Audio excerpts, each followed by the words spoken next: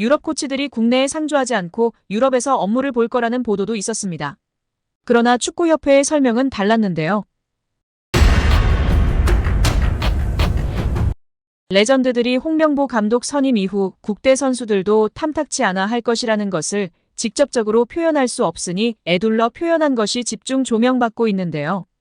박지성은 지난 5개월 동안 국내파 감독 선임론이 나올 때마다 상당히 여론과 평가가 좋지 않았다며 선수들은 국내파 감독을 선임하지 않을 거라고 기대했을 텐데 상당히 당황스러운 상황일 것이라고 발언한 사항이 주목받고 있습니다.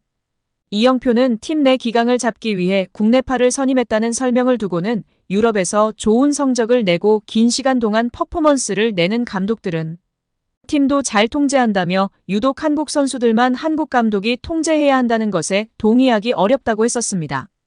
또한 절차상에 상당한 문제가 있어 선수들의 신임을 받을지도 의문이라고 발언했었습니다.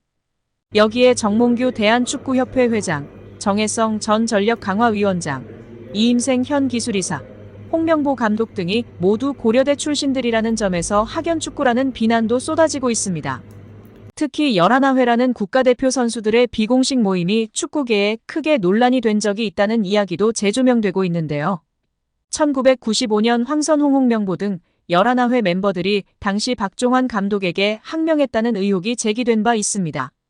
1993년에 결성된 11회는 당시 전현직 프로선수 및 국가대표 선수 43명으로 구성된 모임입니다. 이 모임의 회장을 맡고 있었던 하석주 전 전남 감독은 2013년 한 매체와의 인터뷰에서 11회는 그냥 봉사단체라고 말한 바 있었습니다.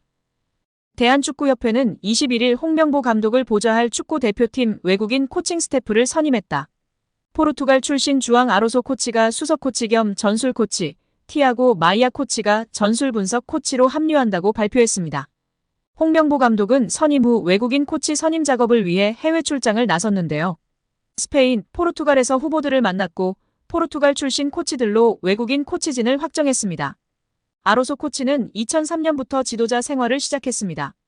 2010년부터 4년 동안 포르투갈 국가대표 코치를 역임했고 2020년에는 모로코 20세 이하 대표팀 감독도 맡았습니다.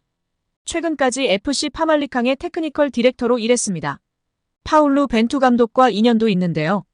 스포르팅에서 4년, 포르투갈 대표팀에서 4년 동안 벤투 감독을 보좌했었습니다. 홍명보 감독은 아로소 전술 코치는 검증된 지도자다. 오랜 시간 현장을 지키며 세계 축구 트렌드를 잘 읽어내고 있다면서 트렌드를 반영한 탄력적이고 능동적인 전술로 대표팀 운영을 지원할 것이라고 기대했습니다. 마이아 코치는 스포르팅, 비토리아 세투발 등에서 코치직을 수행했습니다. 2018년부터는 벤피카에서 연령별팀 코치와 분석관 등으로 활약했습니다. 유럽 코치들이 국내에 상주하지 않고 유럽에서 업무를 볼 거라는 보도도 있었습니다. 그러나 축구협회의 설명은 달랐는데요. 이 관계자는 마이아 코치는 한국에 상주하면서 홍 감독과 함께 K리그를 보고 계속 분석을 제공한다라고 했습니다. 아로소 수석 코치는 유럽에서 해외파 선수들과 축구 트렌드를 파악하는 역할을 합니다. 아로소 코치는 애초에 홍 감독이 유럽 트렌드를 계속 확인하고 반영하고 싶어서 선임한 인물이라고 전해지고 있습니다. 유럽에 오래 있되 재택근무나 원격근무가 아니라 유럽 현지 전술 트렌드를 보고 해외파 선수들의 소속팀 경기를 확인하는 역할을 한다는 게 축구협회의 설명입니다. A매치 기간에는 조금 일찍 들어와 K리그를 보고 대표팀 일정을 함께 준비하는 식으로 일한다고 밝혔습니다. 이에 축구팬들은 클린스만 때에도 코치진 경력 화려했다. 아무 의미 없어. 외국인 코치 2명에게 얼마를 줬을까? 최소 10억 나가지 않을까? 또 피지컬 코치 1명 더 뽑고 또 돈이 나가야 하는 상황이네. 이러면 정말 외국인 감독을 사단으로 뽑는 게 100번 1000번 나은 거 아니야? 등의 반응을 보이고 있습니다. 결국 홍명보 감독은 10년 만에 대표팀에 돌아옴과 동시에 외국인 지도자 버금가는 대우도 받습니다.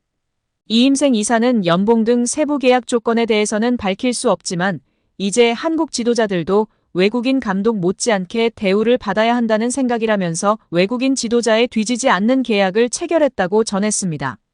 홍명보 감독은 지난해 울산과 프로스포츠 최고 연봉인 10억 원의 3년 재계약을 맺은 것으로 알려졌는데 대표팀을 맡으면서 더 많은 연봉을 수령할 것으로 보입니다. 직전 클린스만 감독의 연봉은 약 30억 원, 벤투 감독은 약 19억 5천만 원의 연봉을 받았기 때문에 최소 20억 원이고 최대는 30억 원 수준으로 예상받고 있습니다. 따라서 홍명보의 연봉은 최소 20억에서 최대 30억 원 수준이라는 것인데요. 월드컵 이후 아시안컵까지 계약을 장기간 맺었습니다.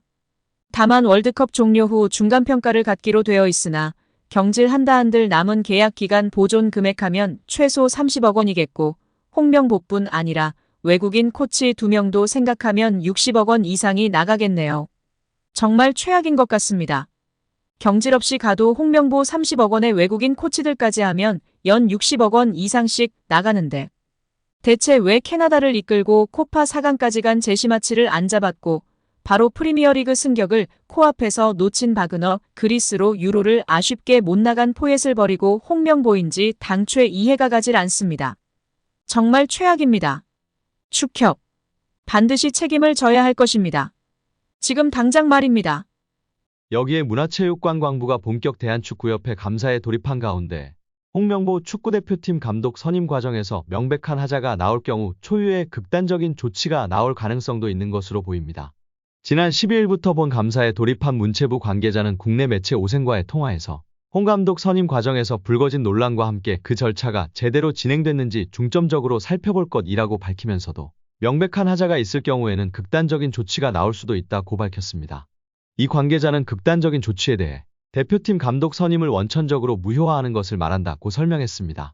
한마디로 협회가 홍 감독을 대표팀 사령탑으로 선임하는 과정에서 절차 규정을 위반했다고 결론 내릴 경우 초유의 대표팀 감독 선임 취소 사태가 벌어질 수 있다는 말입니다.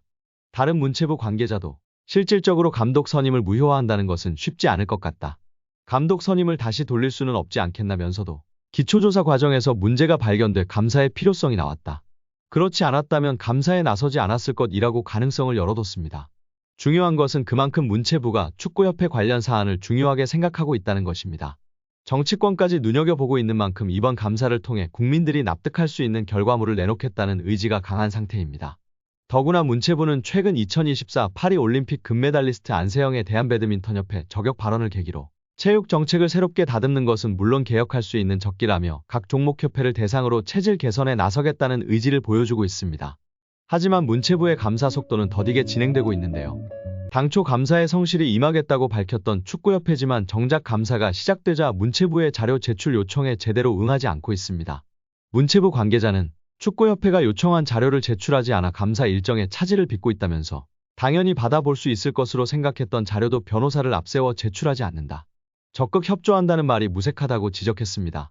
문체부는 위르겐 클린스만 감독, 홍명보 감독과의 계약서 내용에 대해 비밀 유지 조항 등의 이유로 자료 제출을 거부하는 것은 어느 정도 이해할 수 있다는 입장입니다. 하지만 영업 비밀 등 각종 이유를 들어 다른 자료도 제대로 받아보지 못하고 있다는 점은 납득하지 못하고 있는 상태입니다. 이 때문에 문체부의 감사 일정에도 차질이 빚어졌는데요. 당초 문체부가 목표한 감사 일정은 8월 말까지였습니다. 하지만 9월로 넘어갈 수밖에 없는 상황이 됐습니다. 문체부 관계자는 미흡하면 9월까지 감사가 이어질 것이라고 강조한 바 있습니다.